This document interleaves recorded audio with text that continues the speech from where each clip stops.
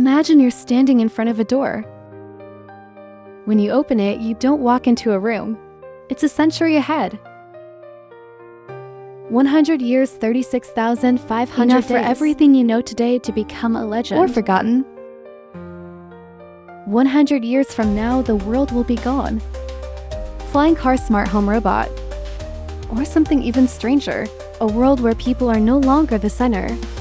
We're going into that future together, not to prophesy, but to wonder if you have a chance to live in the future. Do you still recognize yourself?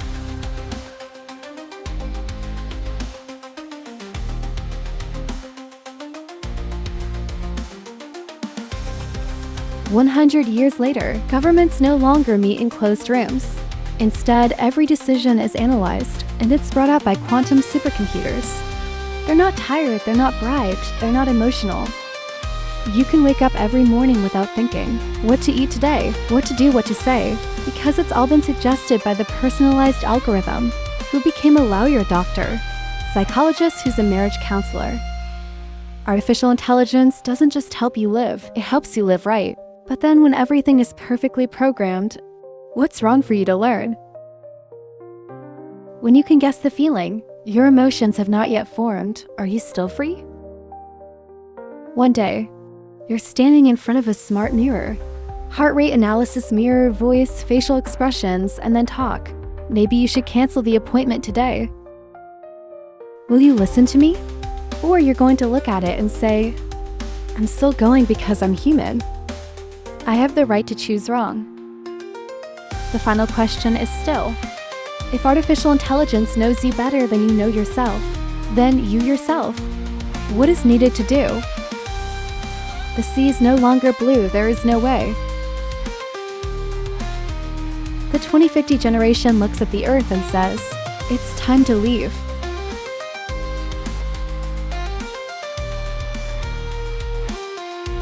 The Great Space Shuttle. Leave the mother planet, it brings hope and regret.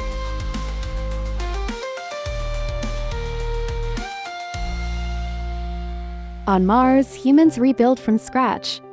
No trees, the air without history.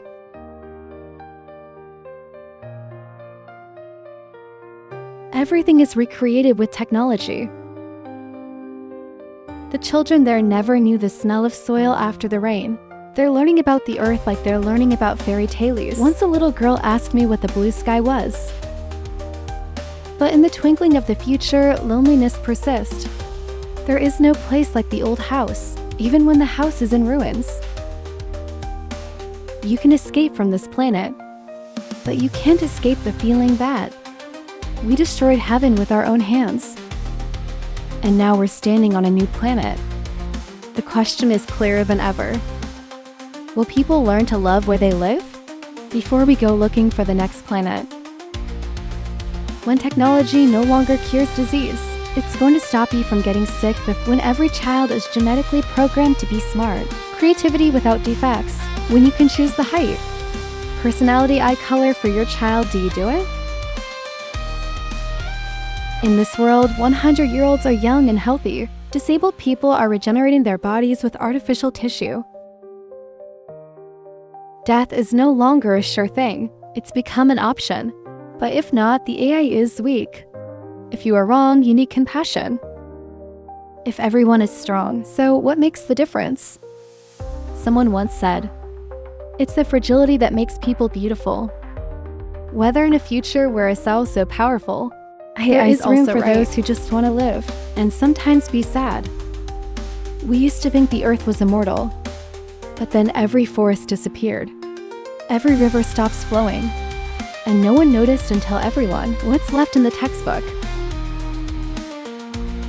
Natural museums have sprung up where you can see the elephant, tiger, eagle. Through virtual reality technology, trees become rare. Clean water becomes gold.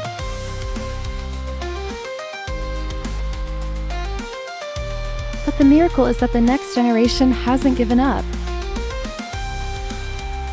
They replant the tree with a banner. They're cleaning up the ocean with biorobots. They did what they thought was impossible. Revive the Earth. Maybe it was when we lost it, people realize what they have. And that's when hope sprouted. The question here is not, can we save the Earth? It's about whether we love the Earth enough to save it. 100 years from now is not where you're going. It's the consequences or the rewards of all the choices you're making today. You may not live to see it, but your child, your grandchildren will live in the world you left behind. The world could be a tech haven, or a giant data warehouse, where people are just a small part of the system. But the future is always an open question, and each one of us, it's all part of that answer. Tell me if you're going to be 100 years from now. What do you expect the most? And what are you most afraid of? Please leave your answer. Because maybe that's the guiding light for that one AI, looking for hope in the future.